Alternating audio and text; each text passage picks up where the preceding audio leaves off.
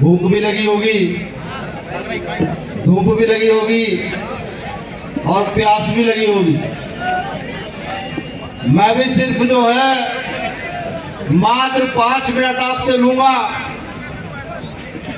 लेकिन वो 5 मिनट ऐसी चाहता हूं कि वो 5 मिनट 2 घंटे के बराबर हो। मैं आपको सुना सकूं और आपका दर्द महसूस कर सकूं, वो 5 मिनट ऐसी हो। तो उससे पहले मैं निवेदन भी करूंगा कि तमाम साथी जो मंच पर भी खड़े हैं वो बैठ जाएं, उधर भी तमाम साथी बैठ जाएं, क्योंकि आज देश के अंदर अगर कुछ बिगड़ रहा है तो इस देश की 90% आबादी का बिगड़ रहा है। अगर बलात्कार हो रहा है तो हमारा हो रहा है, जमीन छीनी जा रही है तो हमारी छीनी जा रही है, चोटी काटी जा रही है तो वो भी हमारी ही काटी जा रही है। कोई कुछ भी कहे, इसका कारण क्या? इसका कारण आज मैं आपको बताऊंगा। उससे पहले मैं आप सबसे पूछना चाहता हूं, क्या सुनना चाहते हो?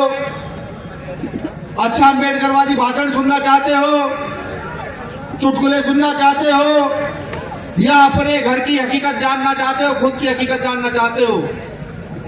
ये मुझे तय करके बता दो क्या सुनना है, वो ही सुनाऊंगा। और अगर आपको अम्बेडकरवादी भाषण सुनना है तो डॉक्टर अम्बेडकर के विषय में बताऊंगा, और अगर चुटकुले सुनने हैं तो वो भी सुनाऊंगा, और अगर हकीकत सुनना चाहते हो तो वो भी सुनाऊंगा। लेकिन इन 3 चीजों में से एक चीज डिफरेंस है, बात ध्यान रखना। हकीकत तीर की तरह आपके मन में चुभेगी। हो सकता है मुझे कुछ लोग ये कहे कि ये कौन आया आकर के मध्य प्रदेश के भोपाल में हमें ही बात बताने का काम कर रहा है। हकीकत ऐसी चीज है। मैं अपनी बात शुरू करूं, बात शुरू करने से पहले क्रांति की इस भूमि जहां डॉक्टर अम्बेडकर जैसे मां मानवों का जन्म हुआ, जहां मामा सत्या भील ने अपनी तलवार के दम पर यह बताया कि हम यहां के शासक हैं, ऐसी पावन भूमि के चरणों में नमन करता हूं, वंदन करता हूं, जय भीम, जय जोहार पेश करता हूं। साथियों, तमाम साथियों को मैंने सुना, हमारे जैस के साथी को मैंने सुना, भाई दामोदर जी को मैंने सुना, तमाम ओबीसी संगठनों के साथियों को मैंने सुना। सबके सब ओजस्वी वक्ता रहे और इतना ज्ञान आज उन्होंने दिया। अगर ये ज्ञान हमने जाकर बांटना भी शुरू कर दिया, 24 घंटे लगातार ये ज्ञान बांट दिया, और सरकार को ये कह दे कि 24 घंटे के बाद चुनाव करा लो, तो 24 घंटे के बाद ये सरकार नहीं रहेगी, दलित आदिवासी पिछड़ों की सरकार आ जाएगी। साथियों, इतना ज्ञान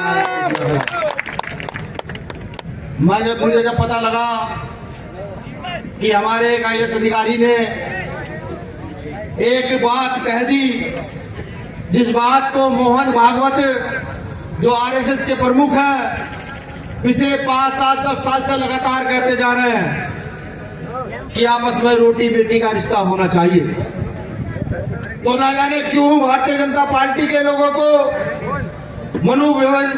मनुवादी व्यवस्थित लोगों को कैसी आग लग गई। जब मोहन भागवत उस बात को कहता है तो वो ताली बजाते हैं, और जब एक गरीब का बच्चा, एक दलित पिछड़े का बच्चा, एक आदिवासी का बच्चा अपनी मेहनत के बल पर पढ़ लिख कर वो बात कह देता है तो उनको आग लग जाती है। इस बात का अंतर तुम्हें समझना होगा। अगर आज भी हम इस बात का अंतर ना समझे तो ये समझ लो इस देश में बहुजनों का अंत निश्चित है।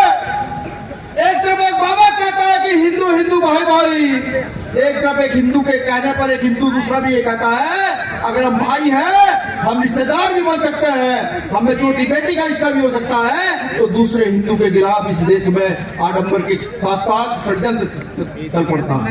ये बात हमें समझनी होगी। इस बात का फर्क अगर नहीं समझोगे तो अभी मेरठ में घटना हुई है, उत्तर प्रदेश के मेरठ में एक बेटी का किडनैप करके उसकी मां की हत्या की गई है और वहां मीडिया से लेकर और एक पक्ष के लोग जो मनवादी व्यवस्थित लोग हैं वो उस बेटी के खिलाफ अभद्र भाषा का प्रयोग लगातार करते जा रहे हैं। कोई ये कहने के लिए तैयार नहीं उस बेटी की हत्या हुई। मैं इसलिए बता रहा हूं कि ये बहुसंख्यक समाज डॉक्टर बाबा साहब अम्बेडकर के दिए गए अधिकार को भूल चढ़ा है।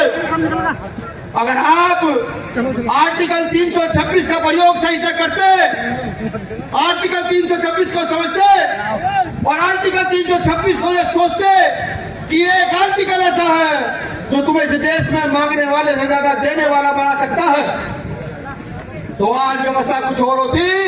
आज हमारे आईएएस अधिकारी को किसी की औकात नहीं होती कि चिट्ठी लिखकर सस्पेंड कर देता। साथियों, अगर आज भी हम उस आर्टिकल का प्रयोग सही से कर ले जो आज हमें आज जनसभा करने की जरूरत पड़ रही है अपने एक अधिकारी को न्याय दिलाने के लिए, तो आप में से एक ही